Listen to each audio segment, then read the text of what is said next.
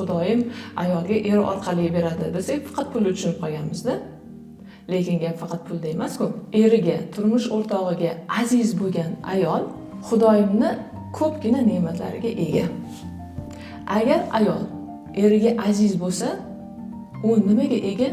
Birinchi o'rinda er qavmining uni qabul qilishiga ega. Agar ayol eriga aziz bo'lsa, erning urug'i u ayolni qabul qiladi. Bu ayol obro' topadi. Birinchi o'rinda erining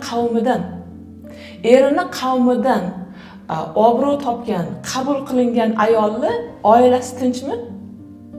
Mana shu ayol o'zini onasiga har xil gaplar bilan, har xil janjal bilan bormaydi. Nima uchun? Chunki oilada urush janjal yo'q. Oilada urush janjal yo'q. Nima uchun? Chunki ayol qabul qilindi. Nima uchun qabul qilindi? Chunki eriga aziz u. Demak, oldin o'zini tushgan uyida qo'nim topgan, tinchlik topgan ayol jamiyatda ham obro' topadimi? Topadi. Chunki uni oilasi tinch, uni uyidan janjal chiqmaydi, uni bolalari yoqimtoy, umuman er-xotinlarning munosabati yaxshi bo'lganda bolalarini ko'rganmisiz? Bu bolalar umuman urush janjal qilmaydi. Bir-biri bilan kelishadigan bolalar, bir-birini himoya qiladigan bolalar.